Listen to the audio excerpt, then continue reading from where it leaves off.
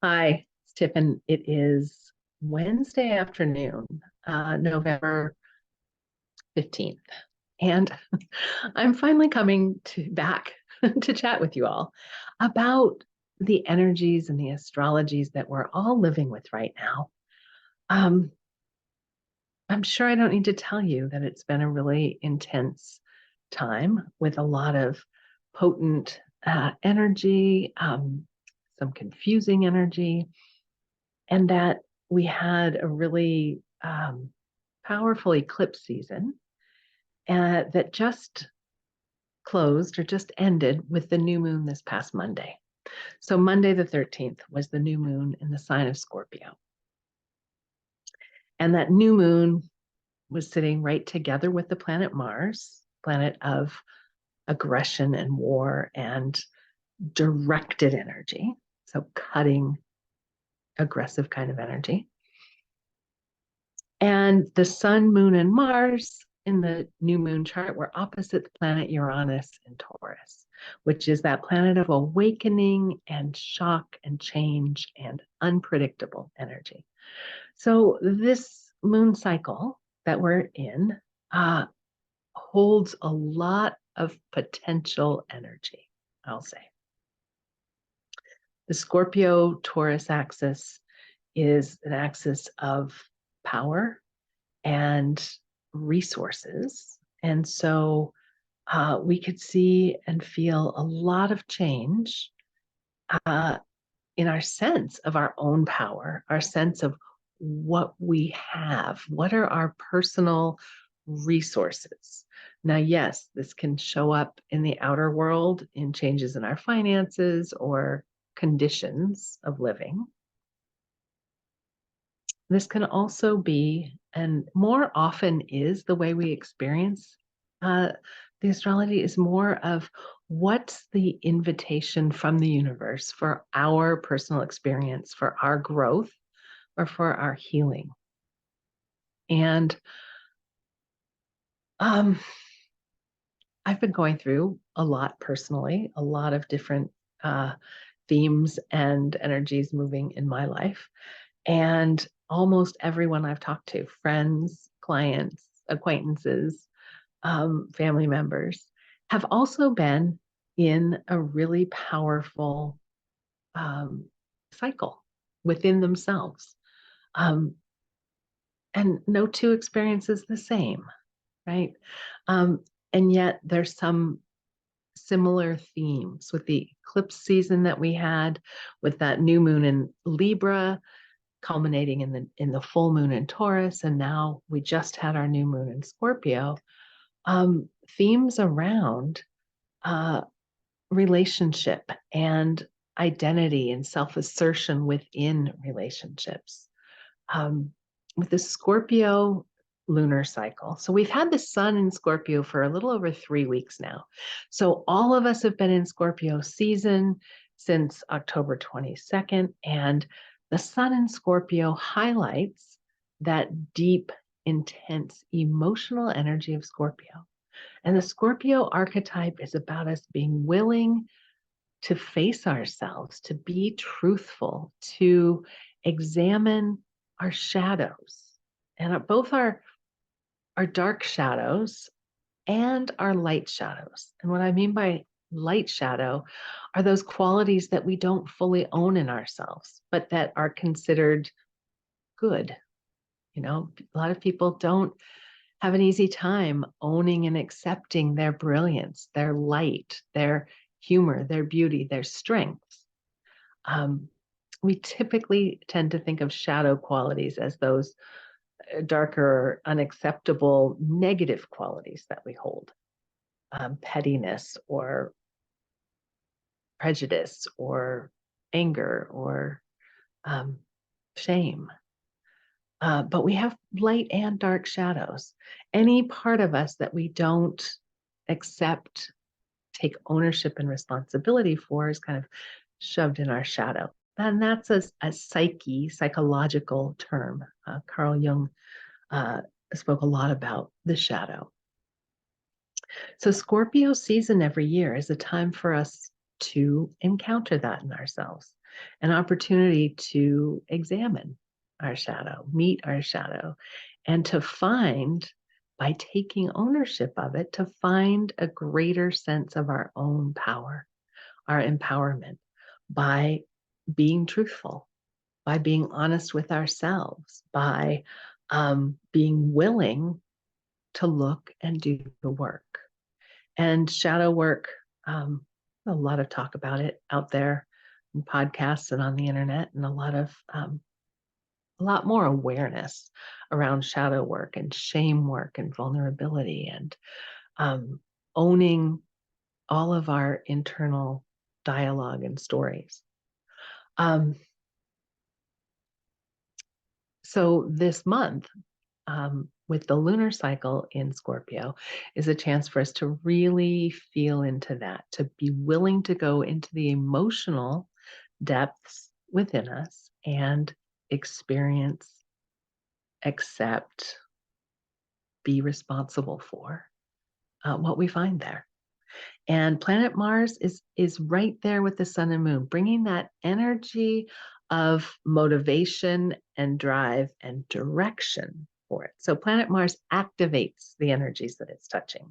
So it's right together with the sun and the moon saying, yeah, this is a month to take really direct, honest action, to be have that connected with our truth and our authenticity. What is really and truly meaningful to us? What is really and truly emotionally resonant? And I see that planet Uranus in opposition to this new moon is also a planet of activation, of waking us up, of like a sudden, like the lights are on here, and you can feel like there's a new awareness that comes seemingly out of nowhere, like a lightning bolt, like that eureka moment is kind of the quality of Uranus energy. And with Mars opposite Uranus, I was hearing a lot with other astrologers and folks I listen to, it was a very scary energy. And in the unpredictable, in the sudden violence nature of it, in the accident energy of it. And that is definitely something to be aware of. So a new moon chart is an imprint of the potential energy for the whole lunar cycle. So it would be good to be aware of that and to be cautious when you can, where you can. And we may continue to see that violence, that uncertainty, that shocking outcomes out in the world.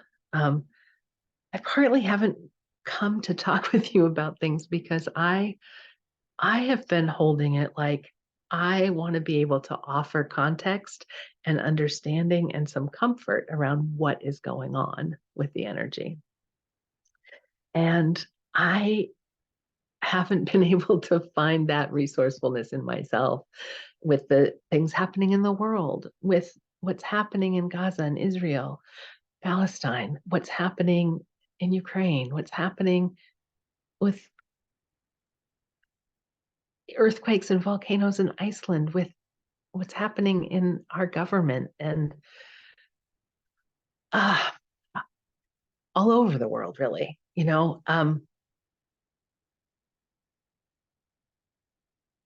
I've been feeling it as well. That uncertainty, the fear, the sort of doom feeling of it. And so I guess what I can share is that, if you're feeling that dread or doom or fear, like you're not alone. That's the biggest thing I take from it is we're not alone in this. These are scary things and scary times. And I do still find looking to the astrology, looking to the planets and the universe, gives me some context and some comfort. Like, oh, right. What can I do? How can I respond within myself and within my realm and my world? How can I work with these energies to respond rather than react in fear or, hide under the covers? And so some of the things we can do is be taking some time to feel what we're feeling, to get emotionally truthful with ourselves. What are we actually experiencing and actually feeling? Being willing to look into the shadows, being willing to open the doors on those closets that we have, shut tight over the scary things, and to look and to be with. And I know for me, when I can take that honest look, and whether that's in a meditation, whether it's my journaling practice, whether it's on a walk, whether it's in conversation with a good friend, I find that when I can look at it and admit what I'm feeling to myself or to someone else, it kind of takes this scary power away from it. And it's easier to be with.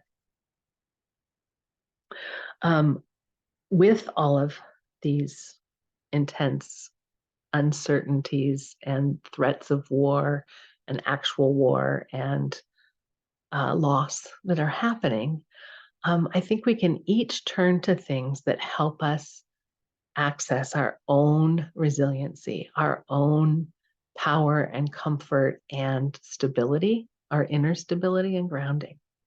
And what I know is that our charts, our birth charts, unique to us, point us to the energies that give us that sense of groundedness within, a personal sense of, oh, this is how I process emotion.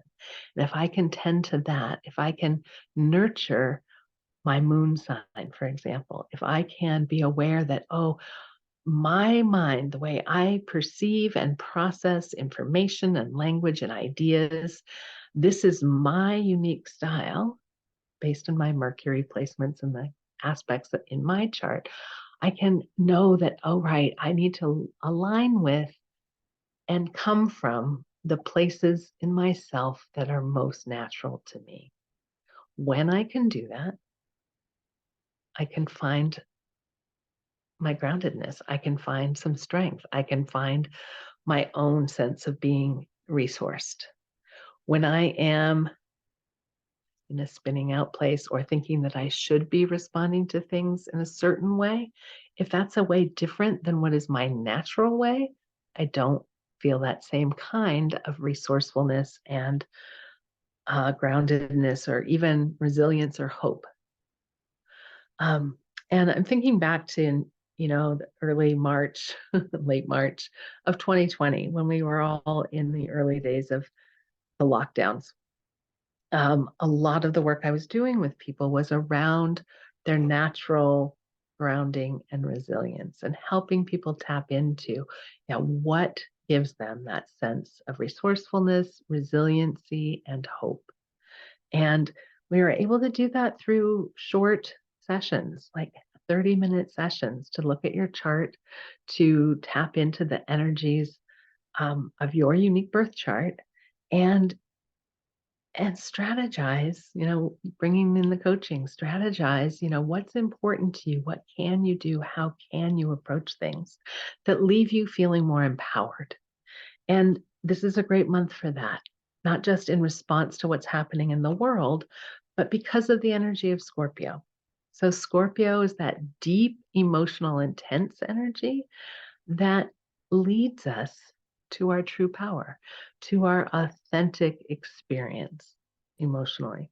And so, um, if I can support you by sharing with you what I see in your chart, what we can feel into, design together, and articulate for you how to align more clearly with yourself and find that inner strength and find that deeper personal truth, I would love to do that for you at any time. But in this next lunar cycle and approaching the holidays, which I know often bring up emotions and grief and loss and stress for many people, it may be a really good time to touch base with your chart and have some more perspective to help you move through your life. I I was at a party, wonderful party on Saturday, excuse me, and found out Sunday morning that one of my friends came down with COVID, tested positive Sunday morning. She'd been at the party. We were all potentially exposed. And so I am being extra cautious because I have a lot of people in my life who I care about who are at higher risk and more vulnerable. And I don't want to spread COVID. And so I'm being very cautious, and I'm kind of I've canceled in-person gatherings or going to in-person gatherings, and I'm doing all my work by Zoom.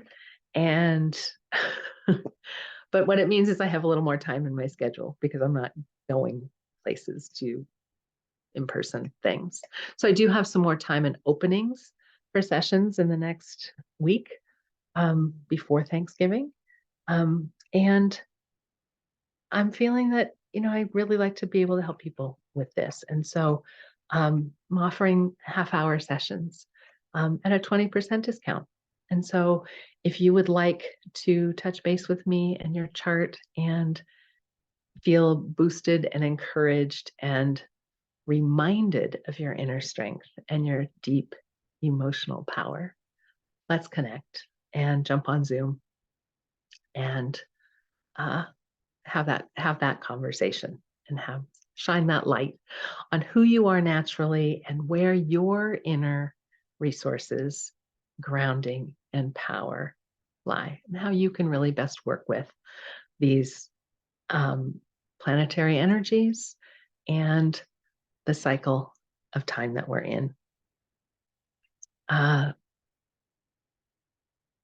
feels good to me as an offer. You can reach out to me by email, tiffin@tiffindillon.com. You can send me a message here on Facebook, and we can set something up. But I'm really finding with the ways that I'm thinking about astrology and the ways that I've been working with people and using it in my own life, it's really important for us to come to ourselves and to find that authentic expression of who we really are and to align ourselves with that. And then we're most able to be flexible and responsive with the energies going on around us, whether that's other people in our lives, world situations, whether that's, as we have planets in retrograde, or we have a full moon coming, or we have, a scary sounding aspect like Mars opposite Uranus, any of those potential disruptions we can respond to a lot better when we know who we are at our core and we have ways of accessing our natural strengths and our natural gifts. So I know I'm good at seeing that in people, and I'm really good at seeing that in astrology charts. And so if you can use a boost and a support system as we approach the holidays, as we approach and continue in this volatile time on planet Earth, please reach out. Hope you are doing well. Hope you stay healthy. I hope I stay healthy. Let's protect each other and approaching the holidays when we want to gather with people. Let's try to all be healthy when we do so. Okay, take care. Bye.